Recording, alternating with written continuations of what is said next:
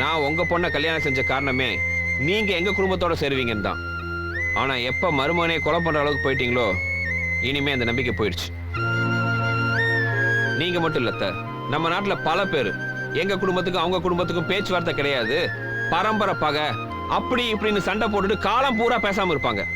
அவங்க கிட்ட போய் உங்க சண்டைக்கு என்ன காரணம்னு கேட்டா, கல்யாண பத்திரிகையில பேரு போடல, காது குத்துக்கு நேர்ல கூப்பிடல, விசேஷத்துல முதல் பந்தியில உட்கார வைக்கலன்னு உப்பு சப்பு இல்லாத காரணத்தை தப்பு தப்பா புரிஞ்சுக்கிட்டு பரம்பரையா பேசாம இருப்பாங்க.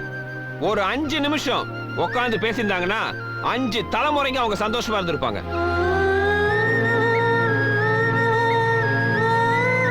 வெளிநாட்டுல எல்லாம் எல்லா சொந்தத்தையும் அங்கிள் ஆன்டின்னு 2 வார்த்தையில் அடக்கிறாங்க.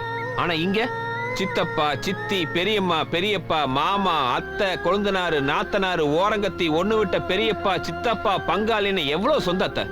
இந்த மண்ணுல பிறந்துட்டு இந்த சொந்தத்தோட அருமையெல்லாம் தெரியாம உங்க வரட்டு பிடிவாதத்துக்காக எல்லாத்தையும் வந்துட்டு ஒத்த மரமா வாழ்ந்து என்ன சோத்த கண்டீங்க. தன் மகளை பிரிஞ்சு என் தாத்தா பட்ட வேதனை, தங்கச்சியை பிரிஞ்சு என் அப்பா பட்ட வேதனை, உங்க மகளை பிரிஞ்சு நீங்க பட வேணாத்த. உங்க பொண்ணை உங்ககிட்டயே ஒப்படைக்கிறேன்.